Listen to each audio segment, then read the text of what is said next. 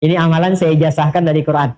Menjelang subuh, bangun sebelum subuh, misalnya 5 menit sebelum subuh aja. Biasanya healing itu kaitannya lebih banyak dengan penyakit hati. Lebih banyak.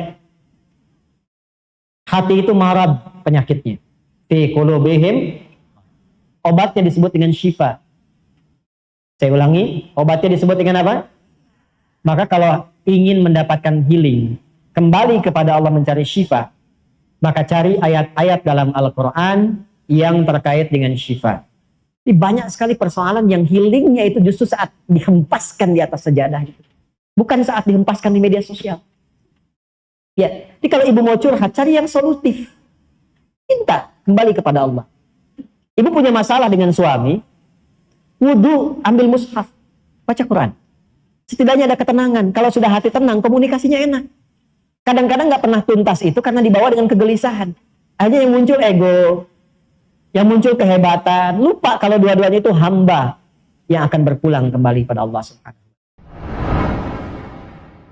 Itu tuh sederhana Bu, tapi dalam sekali. Dan itu nanti di Ali Imran tuh lebih dalam lagi. Akan membuat kalau itu dipertahankan, boleh tuh Bu. Pasang status itu boleh. Ibu kalau di situ setiap hari cantumkan satu hadis tentang perempuan, ayat tentang perempuan, dibaca oleh teman ibu jadi pahala. Ya, tapi kalau TSN mendung langsung bikin status, apa gitu. Nah itu kata Quran tipikal orang sakit. Wa idza ja'ahum amrun minal amni awil khaufi adza'u bih. Dan tipikal orang yang kurang sehat itu, yang butuh healing itu, apapun situasi yang dialami, dia langsung broadcast. Bahasa Quran. Jajan bakso enak, broadcast. Hah? Kurang bayar, broadcast. Ini awis bakso di dia, ayeuna ceklik di Instagram. Oh, muncul. Gitu kan? Butuh healing semua tuh. Paham ya sampai sini ya? Apa obatnya? Sudah, lihat sini. Yang menciptakan kita siapa? Yang tahu tentang kita siapa? Maka healing terbaik kembalilah kepada Allah. Tubu ilallahi taubatan. Tubuh itu kembali, taubaturnya kembali, balik ke Allah. Biasanya healing itu kaitannya lebih banyak dengan penyakit hati. Lebih banyak. Hati itu marad penyakitnya. Fi qulubihim, obatnya disebut dengan syifa. Saya ulangi, obatnya disebut dengan apa? Maka kalau ingin mendapatkan healing, kembali kepada Allah mencari syifa, maka cari ayat-ayat dalam Al-Quran yang terkait dengan syifa. Contoh, buka Quran surat 17, ini penutup di akhir. Ayat ke-82, Quran surah 17 ayat 82. Wa nunazzilu minal Qur'ani ma huwa shifaa'un wa rahmatun lil mu'minin. Wa nunazzilu minal Qur'ani ma huwa shifaa'un wa rahmatun lil mu'minin. Wa la yazidudz zalimina illa khasara. Dan kata Allah, demi keagunganku, aku turunkan ayat-ayat Quran itu menjadi syifa. Maaf Bu, Ibu, Bu, Quran itu syifa. Qurannya sendiri syifa. Jadi kalau sedang gelisah, ada persoalan, curhatnya ke Allah Bu. Nabi Yakub tahu? Pernah dengar Nabi Yakub? Ayahnya siapa? Nabi Yakub ayahnya siapa? Nabi Yusuf. Punya masalah dengan anak-anaknya yang punya masalah. Curhat. Beliau curhat. Dicurhatnya pada siapa? Innama ashku bathi wa huzni ilallah. Sama Allah. Ibu bangun tahajud, minta sama Allah. Minta anaknya disentuh, berikan kebaikan, kemuliaan. Itu akan cepat. Dan kalau curhat ke Allah pun jangan dibikin status di media sosial. Tolong aminkan ya. Yang suka like ya. Salat 2013, sekitar 2012-2013, saya awal-awal pulang dari Tripoli. Ini kisah nyata. Seorang ibu datang dari kejauhan, wajahnya sendu, air matanya hampir tak terbendung, beliau datang. Ustaz, anak, bahasa kita yang paling gampangnya, anak saya yang saya kandung, saya lahirkan, sulit sholatnya. Bagaimana amalannya? Dah Bu, udah lama tidak? Cukup lama. Ibu udah ingatkan berkali-kali. Ibu pulang sekarang. Malam ibu sholat. Tapi di samping tempat tidur anak ibu. Lalu ibu bermohon kepada Allah. Minta aja dengan bahasa ibu, ya Allah, ini anak yang kau titipkan kepadaku. Dilahirkan di rahimku. Dipertanggungjawabkan olehku sampai dengan aku berpulang. Mohon jadikan ya anak yang soleh. Rajin menunaikan sholat. Dan ringankan hisabku di akhirat nanti di hari kiamat. Ibu minta aja. Ntar hari ketiga ibu kesini lagi. Gak usah diingatkan lagi. Ibu gak usah bilang sama anak, lakukan itu aja. Hari ketiga pulang sini. Sini lagi datang. Tahu apa yang terjadi? Ini kisah nyata. Saya tidak menceritakan yang fiktif. Hari ketiga, pagi-pagi sekitar jam 7 kurang sedikit. Dari kejauhan panggilan begitu kencang. Ustadz, bawa nasi uduk. Anak saya udah sholat. Kok bisa Bu? Jadi tepat di malam yang ketiga itu, anaknya bangun, dia berdiri, langsung dia kejar, dia peluk ibunya, dia menangis. Mama, maafkan aku, katanya kan. Maafkan aku. Ibunya pun ikut nangis. Aku kan selama ini nggak sholat karena mama kan dulu juga nggak sholat. Bapak juga sibuk begitu. Keluarlah kalimat itu. Maka keduanya saling bermaafan, saling berpelukan dan sebagainya. Di situ berjanji anaknya untuk menunaikan sholat. Bahkan datanglah kemudian ke pesantren, kami siapkan murid untuk membimbing. Dia bukan hanya sholat tapi menghafal Quran. Sejak saya tinggalkan itu sudah 3 juz, mungkin sekarang sudah 30 juz. Dari anak yang tidak sholat menjadi penghafal Quran. Itu. Jadi banyak sekali persoalan yang healingnya itu justru saat dihempaskan di atas sejadah itu. Bukan saat dihempaskan di media sosial. Ya, jadi kalau ibu mau curhat, cari yang solutif. Minta kembali kepada Allah. Ibu punya masalah dengan suami, wudu, ambil mushaf, baca Quran. Setidaknya ada ketenangan. Kalau sudah hati tenang, komunikasinya enak. Kadang-kadang nggak pernah tuntas itu karena dibawa dengan kegelisahan. Akhirnya yang muncul ego, yang muncul kehebatan. Lupa kalau dua-duanya itu hamba yang akan berpulang kembali pada Allah Subhanahu. Jadi healingnya gunakan dengan pemilik kita. Kembali kepada Allah, bangun konektivitas, dekati Allah Subhanahu Wa Taala. Kita punya sholat, kita punya Quran, ya, kita punya doa. Gunakan semua itu untuk membangun konektivitas kepada Allah. Membangun koneksi disebut dengan zikir namanya. Disebut dengan apa? Maka semua amalan tadi di Quran disebut dengan zikir.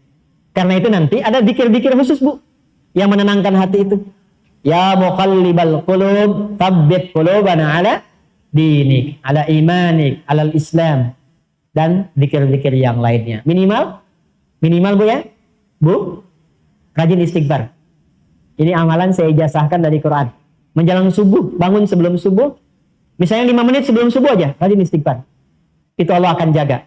Insya Allah dijaga, hartanya stabil, anaknya sehat. Karena itu janji Allah di Quran surat Nuh. Faqultu astaghfiru rabbakum innahu kana ghaffara. Yursilis samaa'a 'alaikum midrara wa yumdidkum bi amwalin wa banina. Jadi anak akan dijaga, suami dijaga, harta dijaga, kehidupan berkah, nyaman. Dan kenapa sebelum subuh? Itu amanah di Quran surah 51 di ayat ke-18. Wabil ashari hum yastaghfirun. Siap Bu ya? Baik, siap diamalkan? Baik. Siap untuk diamalkan? Baik. Saya ingin coba berikan yang terakhir. Saya berikan doa, insya Allah kalau ibu amalkan ini singkat padat. Tapi kalau ibu bisa amalkan, insya Allah akan cepat berubah. Ya. Allahumma paksain. Ayo catat, ayo rekam, ayo. Ayo catat, ayo rekam. Enggak apa-apa, ayo rekam. Ya silakan. Allahumma paksain. Ya. Mulai sekarang paksa diri sendiri ya. Paksa untuk tahajud, paksa untuk baca Quran. Anak paksa dulu untuk berjilbab dengan cara yang baik. Jelas? Paham? Quran surah kelima Al-Maidah ayat 100 sampai 101. Ya ayyuhalladzina amanu la tas'alu an asya'a in tubdalakum tasukum. Hei orang-orang yang beriman semuanya tanpa kecuali. Ibu beriman tidak? Berarti ayat ini untuk ibu ya. Hei orang-orang yang beriman. Jika Perhatikan baik-baik. Quran surah 5 Al-Maidah ayat 100 sampai 101. Fokus di 101-nya nanti. Fokus. Ya ayyuhalladzina amanu. Fokus 101-nya. Ya ayyuhalladzina amanu. La tas'alu an asya'a in tubdalakum tasukum. Hei semua yang beriman, jika uraian sudah sampai dijelaskan, dipahami, maka jangan banyak ditanyakan lagi. Banyaknya pertanyaan itu akan menjadikan yang jelas menjadi tidak jelas. Paham? Beriman tidak? Jelas? Ada pertanyaan? Alhamdulillah. Baik. Pertama saya minta maaf dari selama waktu mengajar sampai hari ini tentu banyak salah. Saya akui banyak salah, mohon dimaafkan. Mohon doa agar Allah mengampuni dosa-dosa kami dan keluarga. Kemudian terima kasih atas doa-doa ibu sekalian, bapak juga mungkin ada di luar. Kami dikaruniai anak yang kelima. Anak perempuan namanya Amira, Rafi'ati Muslimah. Rafi'ah Muslimah itu dua neneknya disatukan. Gitu ya. Amira putri kecilku, mudah-mudahan taat kepada Allah dan ditinggikan derajatnya. Dan akan akikah. Jadi esok subuh itu saya harus segera kembali. Karena pada subuh akan proses akikah, saya tahnik dan saya ke Bandung lagi untuk pembukaan acara jam 10 besok. Karena itu, apa hubungan dengan taklim hari ini? Maksud saya akan langsung mohon izin untuk bersiap untuk kembali ke Bekasi dan kita akhiri dengan doa. Mudah-mudahan dengan doa ini healing yang kita harapkan diberikan cepat oleh Allah Subhanahu wa taala. Alhamdulillahirabbil alamin. Ar-Rahmanir Rahim. Maliki yaumiddin. Iyyaka na'budu wa iyyaka nasta'in. Ihdinas siratal mustaqim. Shiratal ladzina an'amta 'alaihim ghairil maghdubi 'alaihim waladdallin. Allahumma shalli wa sallim wa barik ala habibikal karim rasulikal mustafal amin sayyidina Muhammadin wa ala alihi wa sahbihi ajma'in. Allahumma rabbana la tada' lana fi maqamina hadha wa fi kulli maqamin dhanban illa ghafarta.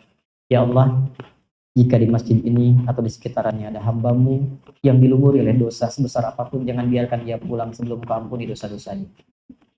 Wala hamman illa farajtah. Jika ada di antara kami yang tengah merasakan kegelisahan dalam hidupnya, jangan biarkan ia pulang kecuali Engkau telah tenangkan keadaan hati. Wala asiran illa yassartah. Ya Allah, Engkau Maha mengetahui. Di antara kami boleh jadi ia datang membawa kesulitan, baik di rumah tangganya, kehidupan sosialnya, pekerjaannya. Dengan keikhlasan ibadah dan niatnya, maka mohon ya Allah, hilangkan, angkat, dan jadikan kesulitannya berubah menjadi kemudahan. Allahumma wala maridan illa syafaitah. Jika ada di antara kami atau kerabat kami, keluarga kami, ya Allah, Engkau uji dengan penyakit seberat apapun, maka mohon angkat dan sembuhkan penyakitnya. Allahumma ya arhamar rahimin, ij'al baqiyata hayatina hayatan thayyibah wa akhir wafatina husnal khatimah. Ya Allah, jadikan sisa hidup kami yang kami akan lalui lebih baik daripada sebelumnya. Kami mengakui banyak berbuat salah, berbuat maksiat. Boleh jadi anak-anak berbuat salah maksiat karena perilaku orang tuanya, maka mohon ampun dosa-dosa kami ya arhamar rahimin. Ya Allah, ya Rabbal alamin. Allahumma ya arhamar rahimin, jika ada sisa kehidupan bagi kami, jadikan hidup kami lebih baik dari sebelumnya. Dan bila pun kami mesti wafat di hari ini, waktu ini, maka jadikan waktu pulang kami sebagai husnul khatimah. Tawaffana muslimin wa alhaqna bis salihin ma'al ladzina an'amta 'alaihim minan nabiyyin was-siddiqin wasyuhada'i was-salihin wa hasuna ulaika rafiqa. Ya Allah, jadikan teman hidup kami teman-teman yang baik, tetangga kami tetangga yang baik, kerabat kami kerabat yang baik, dan jadikan tempat pulang kami berkumpul bersama orang-orang yang baik dengan Rasulullah sallallahu alaihi wasallam. Para nabi, para rasul, orang-orang baik, orang syuhada, orang jujur, orang-orang soleh yang telah Engkau pilih dan berkehidupan di dunia ini. Rabbana alif baina qulubina bittaqwa wa jannibna minat tafraqah. Ya Allah, satukan keislaman kami dengan nilai-nilai takwa. Jauhkan kami dari perpecahan. Wahfad baldatana Indonesia waj'alha baldatan thayyibatan wa anta tardah. Jadikan negeri kami Indonesia negeri yang adil, makmur, baik. Jaga negeri kami ya Allah dan jauhkan dari perpecahan. Wahfad ulama'ana waj'alhum mukhlasin, dan mohon jaga ulama kami, para ulama kami, dan jadikan mereka ikhlas dalam dakwah mereka karenamu ya arhamar rahimin. Rabbana atina fid dunya hasanah wa fil akhirati hasanah wa qina adzabannar. Wa sallallahu ala sayyidina Muhammad wa ala alihi wa sahbihi ajma'in. Wa akhiru da'wana subhanakallahumma wa bihamdika asyhadu an la ilaha illa anta nastaghfiruka wa natubu ilaik. Walhamdulillahi rabbil alamin. Terima kasih, mohon maaf. Assalamualaikum warahmatullahi wabarakatuh. Like and subscribe.